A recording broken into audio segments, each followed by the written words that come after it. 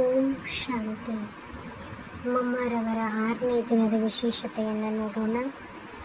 ಮಮ್ಮಾರವರಿಂದ ಮರ್ಯಾದೆಗಳನ್ನು ಎಕ್ಯುರೇಟಾಗಿ ಇರುವುದು ಹೇಗೆ ಅನ್ನೋದನ್ನು ಕಲಿಯುತ್ತೇವೆ.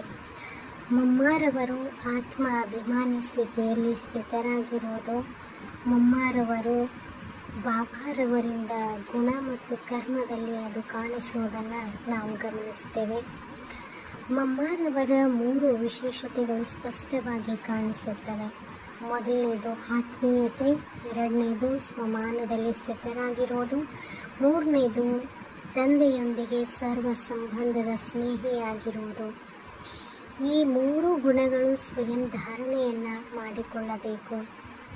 ಇದರಲ್ಲಿ ದೇಹದ ಅಭಿಮಾನ ಅನ್ನೋದು ಸಹಜವಾಗಿ ಕೊನೆಗೊಳ್ಳಬೇಕು ಎನ್ನುವುದು ವಿಶೇಷವಾಗಿ ಮಮ್ಮಾರವರ 6ನೇ ದಿನದ ವಿಶೇಷತೆಯನ್ನು ನೀವೆಲ್ಲರೂ ಗ್ರಹಣ ಮಾಡಿಕೊಳ್ಳೋಣ. ದೇಹದ ಅಭಿಮಾನದಿಂದ ನಮಗೆ ನಾವು ಕೊನೆಗೊಳಿಸಿಕೊಳ್ಳೋದು, ದೇಹದ ಅಭಿಮಾನದಿಂದ ಮುಕ್ತಗೊಳ್ಳುವುದು ಅಗತ್ಯವಾಗಿದೆ. ಆತ್ಮದ ಅಭಿಮಾನದ ಸ್ಥಿತಿಯಲ್ಲಿ ಸ್ಥಿತರಾಗಿದ್ದು ಸದಾಕಾಲ ಸ್ವಮಾನದ ಸೀಟಿನಲ್ಲಿದ್ದು, 3ನೇದು ಹೇಳಿದ್ರಲ್ವ, ಸರ್ವ ಸಂಬಂಧಗಳಿಂದ ನಾವು ತಂದೆಗೆ ಸ್ನೇಹಿಯಾಗಿರೋದು. ಇದು ಈ ದಿನದ ನಾವು ಪ್ರಾಕ್ಟೀಸನ್ನು ಮಾಡ್ತಕ್ಕಂಥದ್ದು ಮತ್ತು ನಮ್ಮ ಜೀವನದಲ್ಲಿ ಸದಾಕಾಲಕ್ಕೆ ಧಾರಣೆ ಮಾಡಿಕೊಳ್ಳೋದು. ಓಂ ಶಾಂತಿ.